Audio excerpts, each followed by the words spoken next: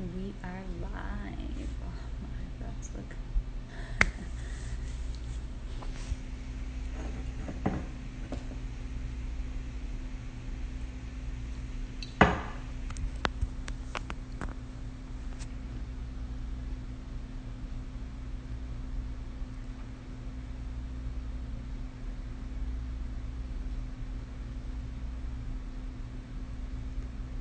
Hi, hello. We're going to be getting started soon. We're just gonna wait to see if anyone else joins in. How's your day going? Where are you tuning in from? Please drop them in the comments.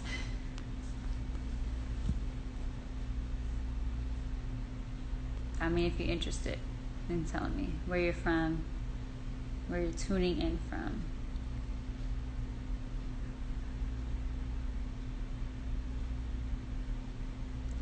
We're just getting started soon. We're gonna start soon. Hello again. I'm gonna wait a few minutes to see who hops on. If you can, drop where you're from in the comments, and then also let us know how you're doing today. Today is Wednesday. It was definitely an off day for me. I didn't realize what today was. Did today confuse anyone else, or is it just me? Like, I didn't know what today was.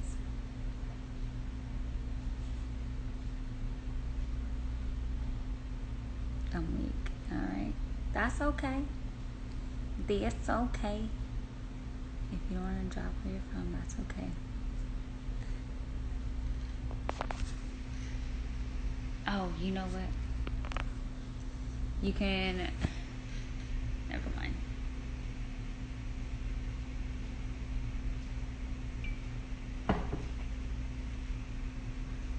Stay hydrated. It's hot outside. I'm in Arizona, so it's hot. So you gotta stay hydrated. You gotta stay hydrated. Alright. So, I'm gonna go ahead and start, and it is what it is. When people come in, they'll come in. Again, drop where you're from in the comments, and also how your day is going. Today is Wednesday, and I thought today was like Thursday. My days are a little off. But let me know where you're from. I'm currently in Arizona, and it's hot in Arizona.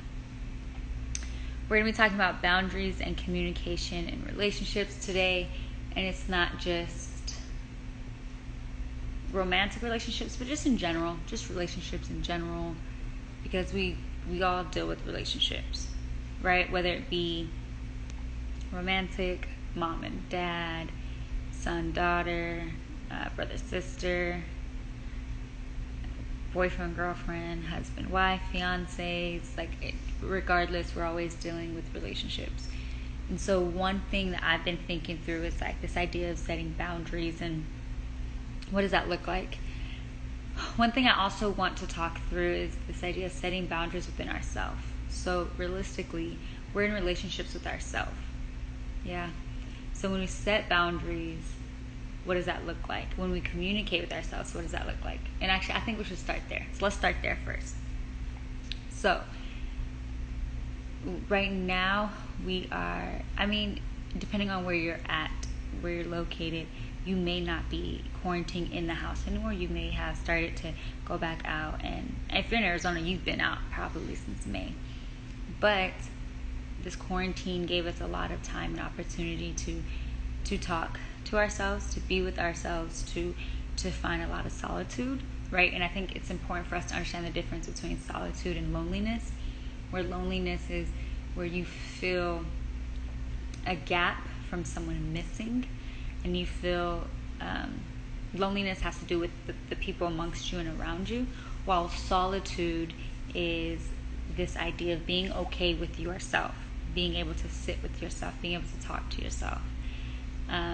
That's more solitude, right? Being okay with being by yourself. That is solitude. And during this kind of time of quarantine, we spend a lot of time by ourselves. Even I live with someone, I have a roommate, but even with that, I spent time to myself. I was in my head. I was talking to myself. I did a lot of things myself. And so understanding the difference is important. And then understanding and finding a good relationship with ourselves, right? Finding and setting boundaries with ourselves is important, because then we should, that you always hear, treat people how you want to be treated. And I think it's important that you treat yourself how you would expect someone else to treat you. So if there's certain things you wouldn't want to say to someone else, don't say it to yourself, right? If there's a conversation you wouldn't have with someone else, don't have that conversation with yourself. If you know you wouldn't call someone else fat and or wouldn't call someone else ugly, like, you shouldn't say those things to yourself. So I think it's important that before we try to look out and have relationships outside and other spaces, that it's important that we are having good and healthy relationships with ourselves. That we're talking to ourselves out of love, out of respect, out of compassion, out of kindness. And then from that, making sure that you're building boundaries that reinforce these things, right? An example is, so I deal with a lot of anxiety, and a boundary I've set for myself is that I won't talk about myself negatively. That's like a boundary I set for myself, right? So the boundary I set is that I wouldn't let anyone else ever disrespect me to my face. I would never let anyone else mistreat me and or misspeak to me to my face. Then why would I do it to myself? And so that's a boundary I legit set with myself. Like, watch how I speak to myself. Make sure I'm speaking to myself, again, like I said earlier, out of love, out of compassion, out of kindness, especially because that's how I would talk to a stranger. That's how I would talk to my mother and or a friend and or my partner. So that's how I should be talking to myself. So setting these healthy boundaries. If you want to, please drop in some of the boundaries you've set specifically within yourself and for yourself in the comments. Along with that, I think one thing that we miss, again, going to this idea of solitude, right? Solitude being having alone time with ourselves. Loneliness being where we feel alone, where we feel like we're not heard or understood, where we feel as though we are by ourselves. Solitude is being by yourself, but fundamentally being okay with being by yourself, having an understanding that I am here and it's just myself, but I am my own company, right? So that's the idea of solitude. So with that, I forgot where I was going with that. Where was I going with that? I forgot.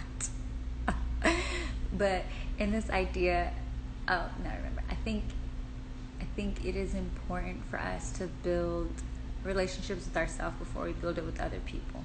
So imagine a world where we built boundaries within ourselves first. We communicated with ourselves out of love, out of compassion, out of respect, out of dignity, out of integrity. And then from there, then we went out and sought after men and women who we sought out after men and women who also equally spoke to themselves out of the same respect. Like, think of the magic of that relationship between the two people, that partnership. It can be very strong. It can be very rich. The reality is that, like, we grow every day. Every day is something different, right? So I'm 27 now. I'm not the same woman that I was at 25, right? And I won't be the same woman at 29. And so I'm consistently growing and consistently having to learn and unlearn. But if I was able to take that knowledge that I have of understanding myself, of being self-aware, of loving myself, then I can go into a relationship and grow with someone, and we can work together, right? Versus not. And so in order to have healthy boundaries and communication with others, I think it's really important that we first have them with ourselves. That we first have them within ourselves. That we first communicate with ourselves with care. That we love ourselves. What's up, Dom? I think that's important, right? Like, I really think it's important to care for ourselves. We're in a world where we're always told to be greedy. We're in a world where we're told that we are supposed to look out for ourselves. And so if we did do this, right, if we did look out for ourselves, but not in a greedy mindset, not in a it's mine, or not even a lack mindset. I think sometimes we love ourselves out of lack. I have no one else to love, so I guess I'll love myself. And it's like, no, love yourself because you have to live with yourself. You have to be with yourself. You spend more time with yourself than anyone else. And even let's say I got my man's here, okay, and he's sitting here with me, and we done spend every day together, all day together. It's like, but I still am in my own head. I'm still in my own heart. I still lay in bed with myself. Even if he's laying in bed with me, like I'm with myself at all times of the day. And if I'm not taking care of myself, if I'm not having healthy boundaries within myself, or healthy communication, then what's the point? So it all stems from you, right? It happens on the inner of you, and then from internal, and then it can happen external. Once you figure out yourself, then you can reach out to others.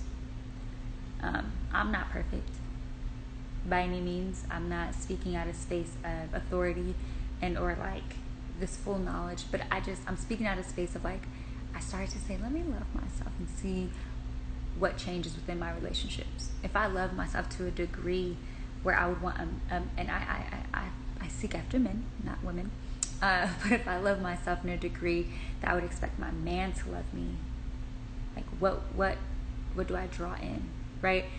There's a saying, and I'm not going to say it verbatim, but that we attract things that are like us. And so if I am healthy, if I love myself, if I care for myself, if I'm self-aware, I will attract that.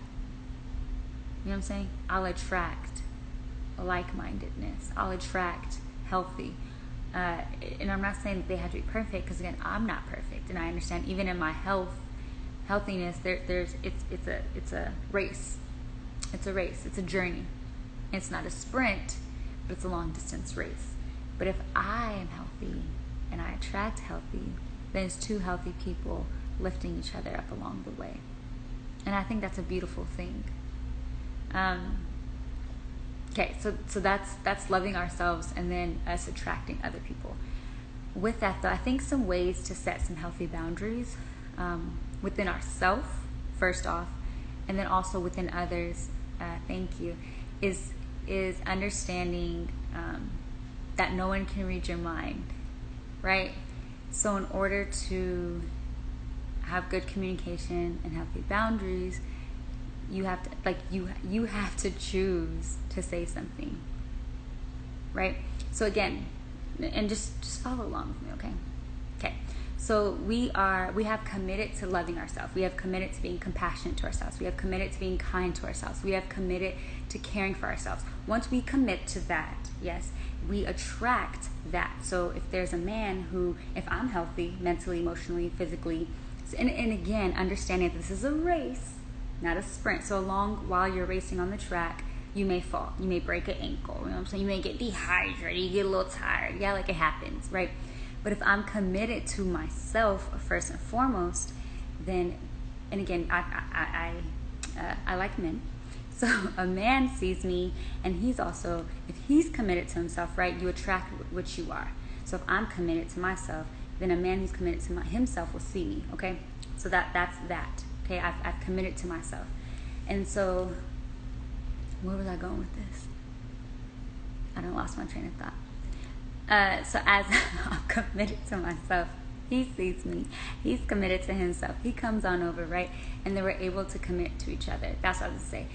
So from there, though, I think one failure in relationships, and again, this is not just romantic relationships, y'all, okay? This is just in relationships in general. Me and my mother, let's say, or me and my father, we have a very interesting relationship, and I love them. But I think one thing that happens is that we forget how human we are. And we expect people to stay the same. We expect people to be the same person I fell in love with 3 years ago, and you done changed. And it's like, well, people grow. People learn about themselves. Like I said before, I'm not the same woman that I was at 25. At 25, there was a whole different Niamey. I was not as self-aware as I am now. I was not as emotionally and mentally healthy as I am now. 25, 9-man relationship was a whole hot mess. And I know because I was in a relationship at 25, and it was a whole hot mess, right? And I'm not saying I'm a lot better than I was, right? Again, I'm not saying I'm perfect. I have no first place medal, but I think it is important for us to have realistic expectations when being in relationship with each other, just like we would have realistic expectations with ourselves, right? So if my realistic expectation is that my man's going to change, he's going to grow, yeah.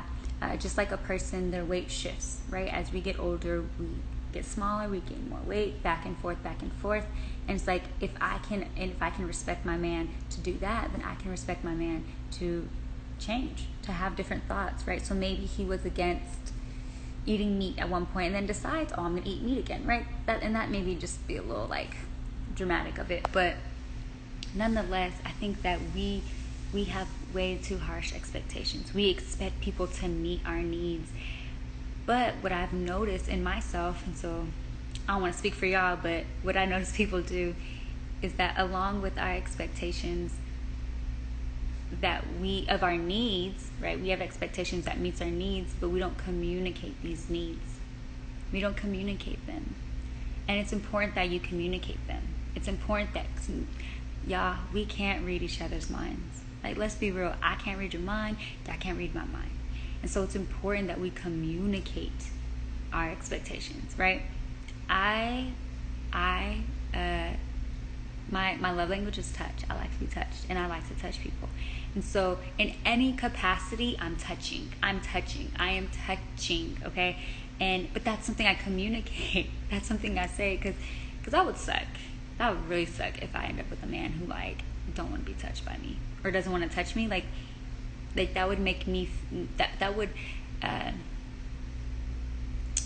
would be giving away some of my love, right? Because I receive love as touch. And so if my man ain't gonna touch me, and I'm not talking about just like touch me, you know what I'm saying, but I'm just saying in general, like a little pat on the back, a little hold my hand, right? Like a little stroke of the, you know what I'm saying, like touch me like that. If he can't do that for me, then there's already a problem in our love.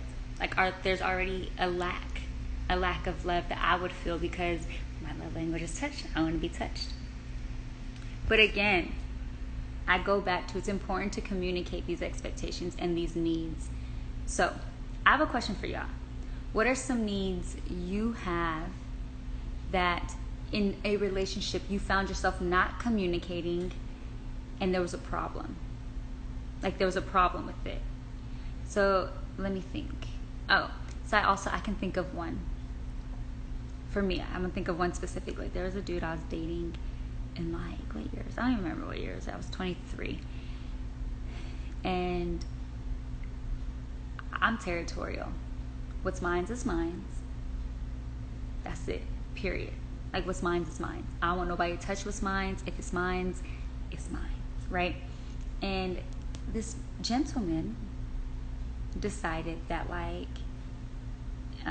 he wanted to pursue me. We were gonna try this out, but he didn't let me know was that like this is just me and you, like we are exclusive type of thing. And I remember being like finding out later about some things that he had did with other women, and I was upset because I thought we had an understanding of like this is just us. But what I realized is I never communicated that. I didn't communicate that need. I didn't let him know, like, yo, you can't be messing with nobody else. And so I'm sitting here heartbroken and mad. And it's like, but I didn't communicate that. I didn't tell him what I wanted. And so now I find myself always asking people, what do you want? What do you want? Even in my current dating relationship, I'm always asking, what do you want? Because if you don't tell me, like, I can't read your mind. So if you don't tell me what you want, then we're just going to be upset. And so in setting boundaries, that's something I do. I say, what is something that you want? And then also understanding what is something you need. So that there are two different things. This is something that, like, I want this, I would like this, let's make this happen. Versus, like, I need this. Like I cannot move forward in pursuing you or in our relationship unless this A, B, C, D happens. And I think that's important. So no one commented. If y'all can comment, let me know, like, just a situation where you you had a need and you did not communicate that need, so it didn't go well, right? I gave my little example. If y'all want to drop yours in the comments, I'd appreciate it.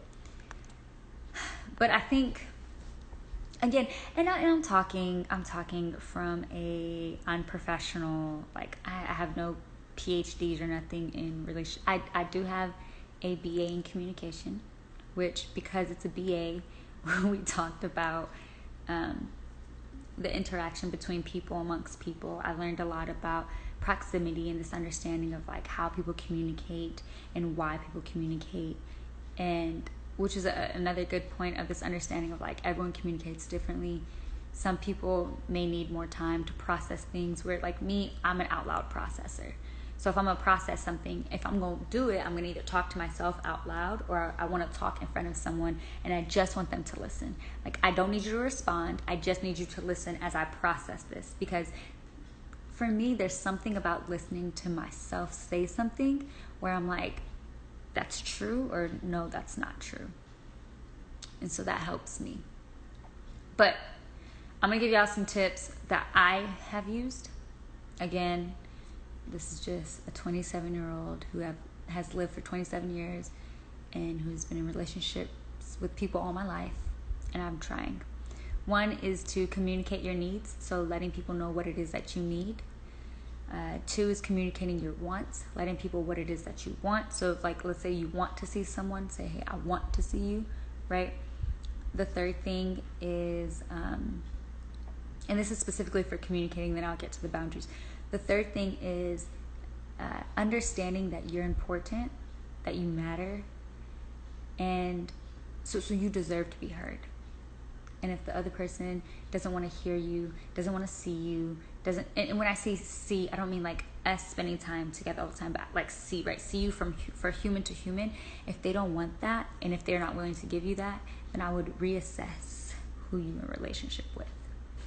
Think about that.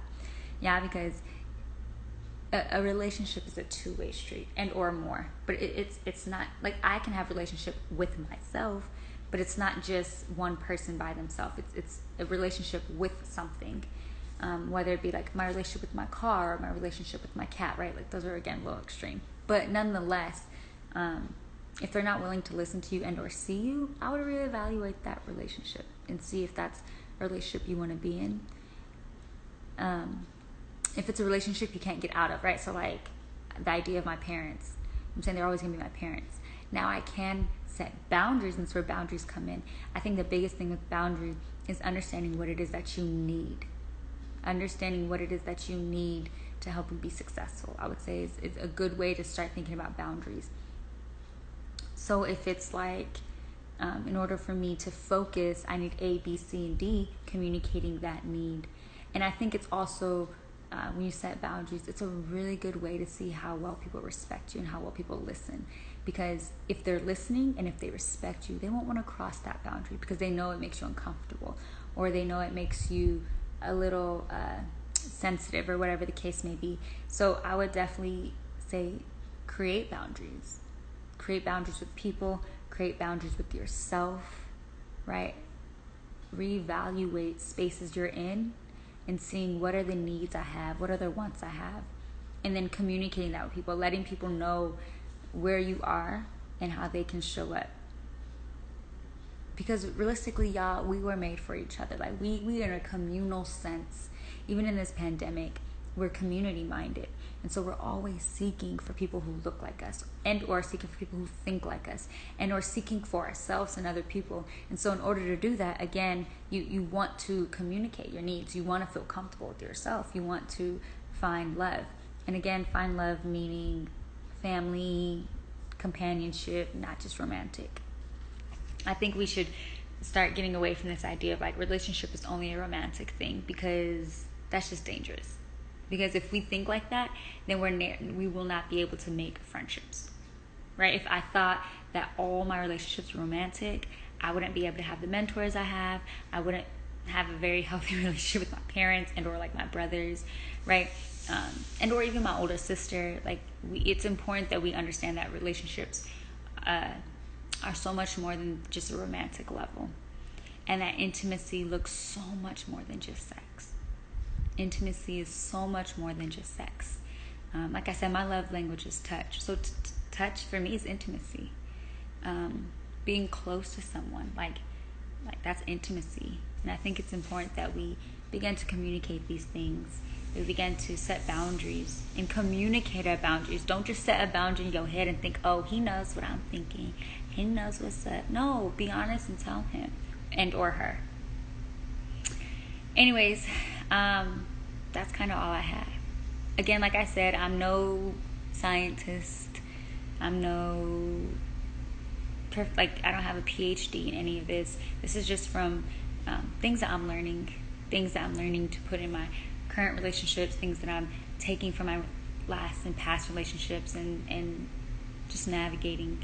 These are some thoughts. These are Niamey's Wednesday thoughts. So, anyways, thank you all so much for joining me. I appreciate those who stayed on. I appreciate those who jumped on. You can continue to watch this video. It's going to be in the IGTV thingamajiggy, whatever that is. So if you missed it, you can watch it. So enjoy and happy Wednesday. Peace.